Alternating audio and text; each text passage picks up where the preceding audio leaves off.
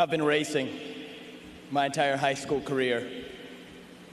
But now when we're finally crossing the finish line, I wish I could have stopped just a little earlier and caught a breath of the fresh air that had surrounded me the whole time.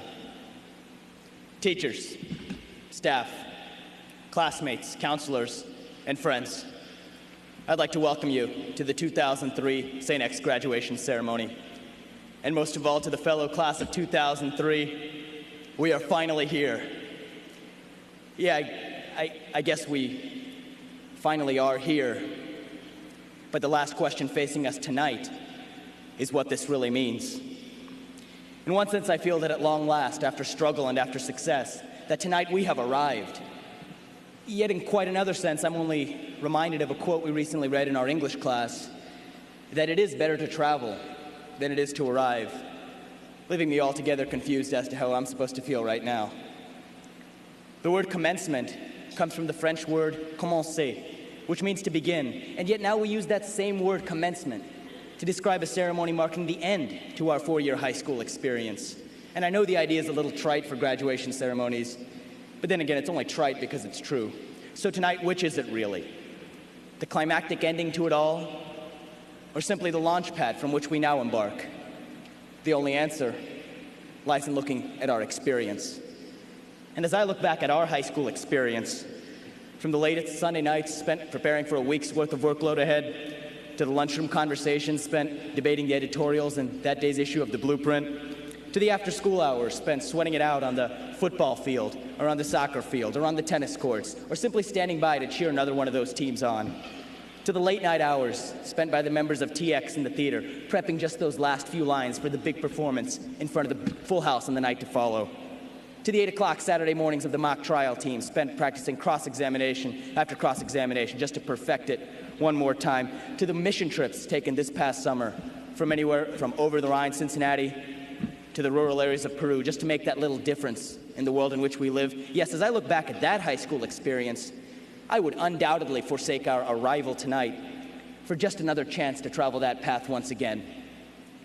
But it's been said, and correctly so, that experience is like a knife.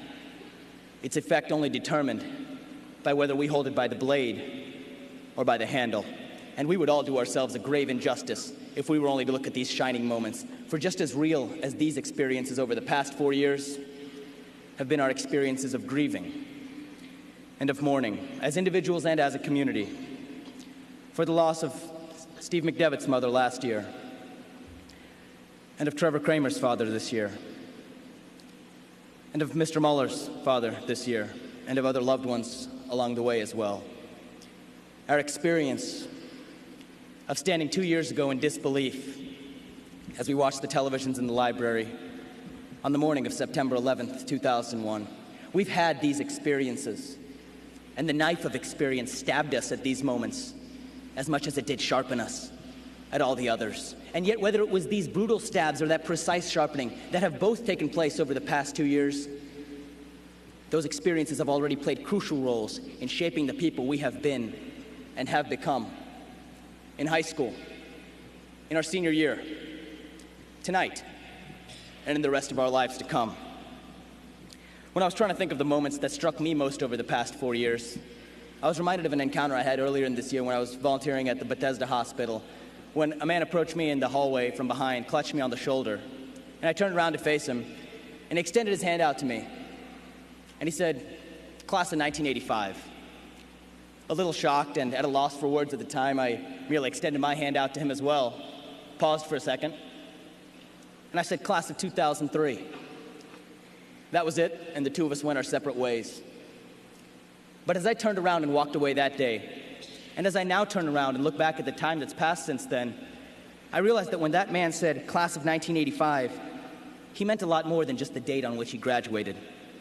For him, the words class of 1985 included all of the experiences he had had with friends, with classmates, with his teachers, and with himself over the 4 years that he had spent at St. X. Something more than a symbol that was stitched on his class jacket. Something more than a phrase printed at the top of his program at graduation. Tonight, 18 years later, the situation is still about the same. Tonight, as we graduate, our potentially mindless response, class of 2003, takes on a whole new meaning, one that comes to collectively include the 4 years preceding it, more than just this graduation we've all been working toward. So 18 years from now, when we look someone in the eye and say that we were class of 2003 at St. X, what will that mean? What will we remember when we say that we were class of 2003?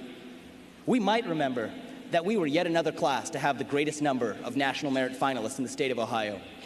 We might remember that our cross-country team won its second state championship when we were sophomores. We might remember our state run in football last year, the trip that many of us made to Canton, Ohio, and the bittersweet moment of ending up as runners-up. We might remember that we were the senior class when our swim team won its 25th state championship. Or we might remember that the best recognition our school could give for that 25th state title was an optional fifth period lunchtime ceremony. We might remember any and all of those things 18 years from now. But when we say class of 2003, I doubt it'll be any of those things that'll first come to mind. And I think that for each of us, it'll be something different. But I also think that even as early as tonight, we can all pretty accurately predict what that'll be, no matter how far ahead we look. I know that one of the things I'll remember forever will be one of my first experiences as a non-Catholic Hindu at St. X, where at the Mass of the Holy Spirit our freshman year, I hopelessly and desperately looked around at all the fellow students to see what they were doing, sitting up and standing down at all the wrong times. You know, I was half pretending to sing along to the songs I really didn't know, and I'll remember how that all changed as the years passed.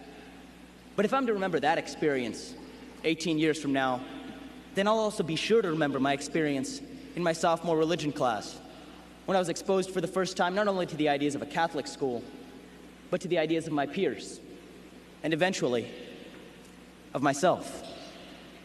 And I'll definitely remember emerging from St. X with a personal faith that was neither Catholic nor strictly Hindu, but was finally something that I could call my own. As I was trying to figure out how I would end this speech tonight, I considered ending it with a mutual wish of good luck to everyone. But I'm glad I'm now stopping short of making that mistake. Because when I thought about it, I realized that wishes and luck alone are not responsible for why we're here today. Because it's neither wishing nor luck that's gotten us to where we are. It's not wishing that's letting us graduate. It's not luck that got us accepted into colleges. And it won't be wishing or luck that's going to carry us on its shoulders for the rest of our lives. We're not here because of our good luck alone. We're here because of our good work and God's help. And the sole end of that work shouldn't be achieving any great reward. Rather, it should just be doing the work itself and receiving nothing more. In a way to give and not to count the cost. It isn't about reaching the destination. It's all about making the journey to get there. And in the end, we might find ourselves at a destination far from the one we have in mind tonight. And so tonight, we find that this graduation, this commencement, is neither an end nor is it a beginning, but is simply another step on the journey along which we embarked long ago.